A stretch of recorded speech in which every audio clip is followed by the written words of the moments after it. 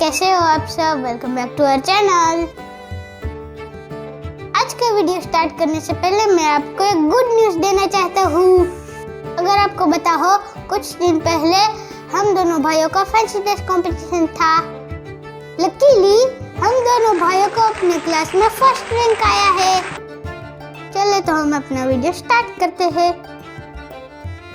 कुछ दिनों के बाद रक्षाबंधन भी आने वाली है, तो मैंने सोचा क्यों ना आज उसी टॉपिक के बारे में बात की जाए। रक्षाबंधन कैसे मनाते हैं वो सभी को पता है, पर आप बच्चों को ये पता है रक्षाबंधन की शुरुआत कहाँ से हुई? चलिए तो इस बात को जानने के लिए ये प्यारा सा वीडियो देखते हैं।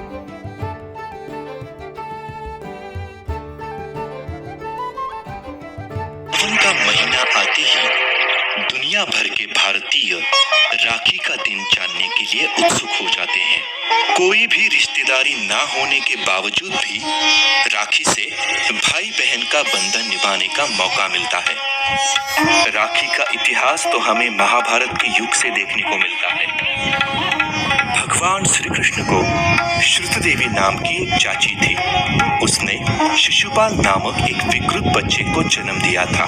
बड़ों से पता चलता है कि जिसके स्पर्श से शिशुपाल स्वस्थ होगा, उसी के हाथों वह मारा जाएगा। एक दिन श्री कृष्ण अपने चाची के घर आए थे और जैसे ही श्रुत देवी ने श्री कृष्ण के हाथों में अपने बेटे को रखा, वह बच्चा सुंदर हो गया। माना कि श्रुत देवी यह बदलाव देखकर खुश हो गई, लेकिन उसकी मौत श्री कृष्ण के हाथों होने की संभावना से वह विचलित हो गई। वह भगवान श्री कृष्ण से प्रार्थना करने लगी।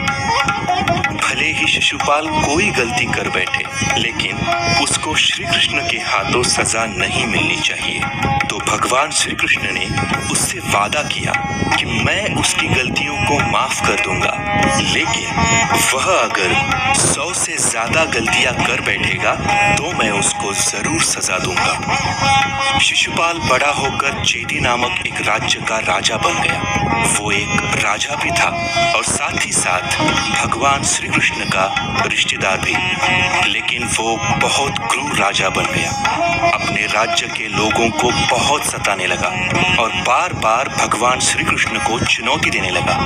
एक समय तो उसने भरी राज्यसभा में ही भगवान श्री कृष्ण की निंदा की और बस शिशुपाल ने उसी दिन 100 गलतियों की सीमा पार कर दी थी। तुरंत ही भगवान श्री कृष्ण ने अपने सुदर्शन चक्र का शिशुपाल के ऊपर प्रयोग किया।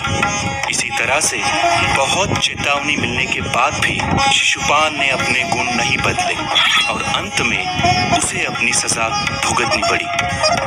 भगवान श्री कृष्ण जब क्रोध में अपने सुदर्शन चक्र को छोड़ रहे थे, उनकी उंगली में भी चोट लगी। भगवान श्री कृष्ण के आसपास के लोग उस घाव पे कुछ बांधने के लिए इधर उधर भागने लगे, लेकिन वहां पे खड़ी द्रौपदी कुछ सोचे समझे बिना अपनी साड़ी के कोने को फाड़कर भगवान श्री कृष्ण के घाव पर लपेटा। शुक्रिया प्यारी बहना, तुमने मेरे कष्ट में साथ दिया है, तो मैं भी तुम्हारे कष्ट में साथ देने का वादा करता हूँ। ये कह के भगवान श्री कृष्ण ने द्रौपदी को उनकी रक्षा करने का आश्वासन दिया था और इस घटना से रक्षाबंधन का प्रारंभ शुरू हुआ।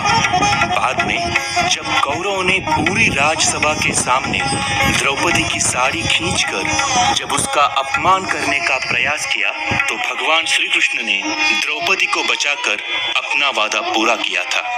उस समय से लेकर बहनें अपने भाइयों को राखी बांध रही है और बदले में भाई जीवन भर अपनी बहन की रक्षा करने का आश्वासन देते आ रहे हैं।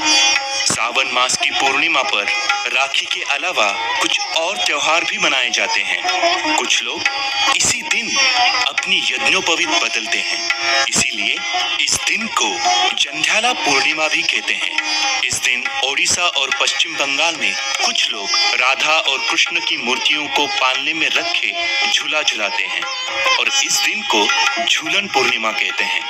उत्तर भारत के कुछ राज्यों में इस दिन पर गेहूं के बीज बोते हैं और इस दिन को कजरी पूर्णिमा के नाम से पहचाना जाता है। केरल और महाराष्ट्र के लोग इस दिन को नारली पूर्णिमा बुलाते हैं और वे समुद्र देवता की पूजा करते हैं। हालांकि इस दिन कई तरह के उत्सव मनाए जाते हैं। ये वीडियो लेकिन देखने के उनमें बाद सबसे आप सबको लोकप्रिय ये तो पता और चल गया होगा प्रमुख कि त्योहार रक्षाबंधन की शुरुआत कब से हुई थी। रक्षाबंधन एक ऐसा त्योहार है जिसके लिए एक वीडियो काफी नहीं है, इसलिए कल हम आपके लिए लाएंगे रक्षाबंधन स्पेशल पार्ट 2, जिसमें मैं बच्चों के लिए स्पेशल एक ऐसे ला रहा हूँ 10 लाइन्स ऑन रक्षाबंधन। और एक बात, प्लीज आप हमारा वीडियो पूरा देखिए, अपनी फैमिली और फ्रेंड्स के साथ शेयर करिए और लाइक कर दीजिए। एक और बात, हमारे चैनल को सब्सक्राइब करना मत भूलना। चलिए तो कल हम रक्षाबंधन स्पेशल पार्ट 2 में मिलते हैं। Bye bye.